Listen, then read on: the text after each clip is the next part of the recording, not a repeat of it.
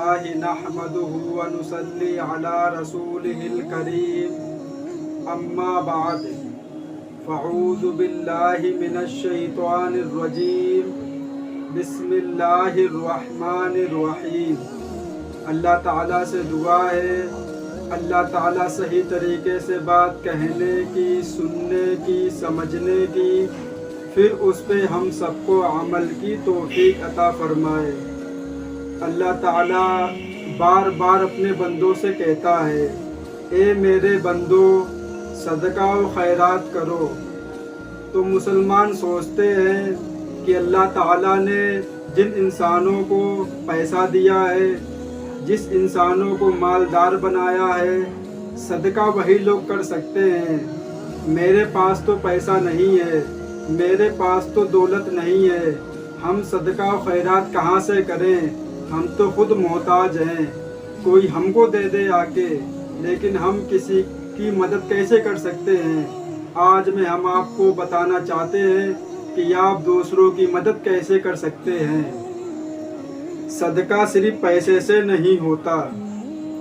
ایک غریب عورت نے بڑی عزت کے ساتھ آواز دی، آ جائیں میڈم، آپ یہاں بیٹھ جائیں۔ دیکھتے ہوئے اس نے اپنی سیٹ پر ایک استانی کو بیٹھا دیا اور خود بس میں کھڑی ہو گئی۔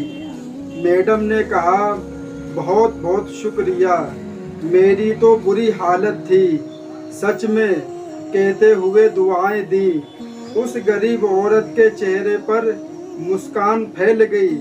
کچھ دیر بعد استانی کی پاس والی سیٹ خالی ہو گئی، لیکن اس عورت نے ایک اور عورت کو جو ایک چھوٹے بچے کے ساتھ سفر کر رہی تھی اور مشکل سے بچے کو اٹھا پا رہی تھی، اس کو سیٹ پر بیٹھا دیا۔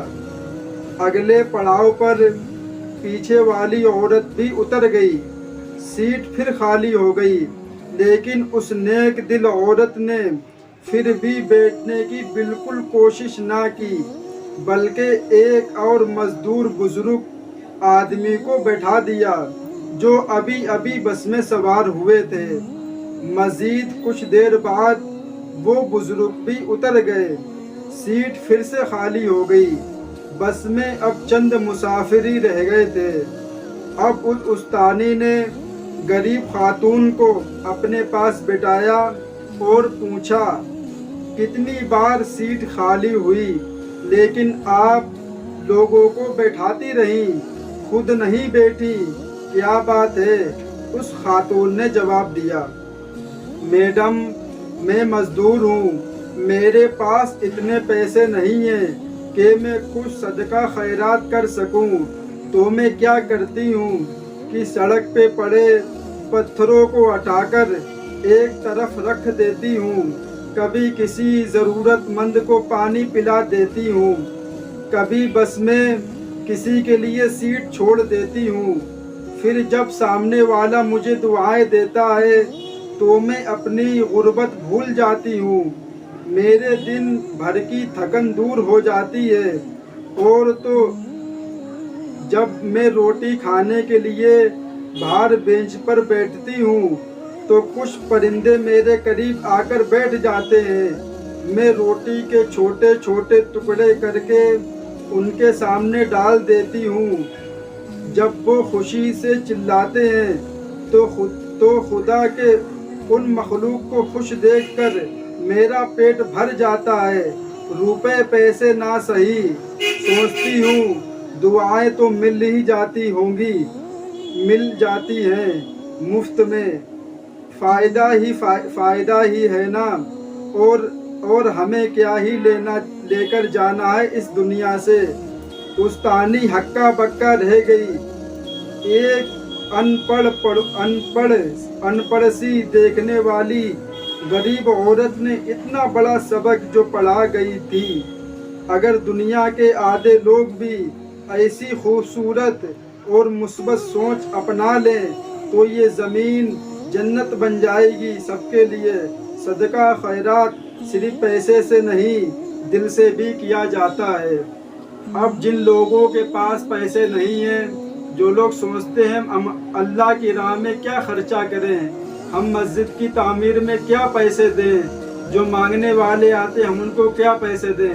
میرے بھائی، آپ اگر بس میں سفر کر رہے ہو، آپ نے کسی کی مدد کر دی، وہ بھی آپ کے لیے صدقہ ہے۔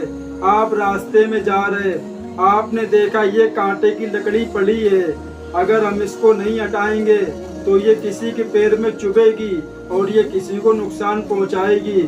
یہ صرف اور صرف ہمارا اسلام ہے جو یہ باتیں بتاتا ہے، باقی دنیا میں کوئی مذاہب یہ باتیں نہیں بتاتا ہے، اس لیے کہ اسلامی ہے جو بتاتا ہے کہ دوسروں کی مدد کرو۔ اور لوگ کہتے ہیں کہ اسلام تو بہت برا مذہب ہے۔ آپ نے کبھی سوچا ہے کہ کوئی مذہب نے کسی کو بتایا ہے کہ آپ سڑک پہ جا رہے ہو اور آپ کو لکڑی پڑی ملی کانٹے کی یا کچھ پتھر ہے، کوئی نہیں بولتا ہٹانے کے لیے، لیکن ہم نے خود اپنی آنکھوں سے دیکھا ہے بزرگ لوگ اس لکڑی کو، اس کانٹے کو ہٹا دیتے ہیں کہ یہ کسی کو نقصان نہ پہنچا دے۔ اور اپنے بھائی سے مسکرا کے ملنا یہ بھی صدقہ ہے۔ اپنے ماں باپ سے ہنسی مذاق کرنا، ان سے پیار بھری باتیں کرنا، یہ بھی صدقہ ہے۔ بہت سی صدقہ کی صورت ہیں، پیسے سے ہی صدقہ نہیں کیا جاتا ہے، دل سے بھی کیا جاتا ہے۔ وآخر الدعوانا والحمد للہ رب العالمین۔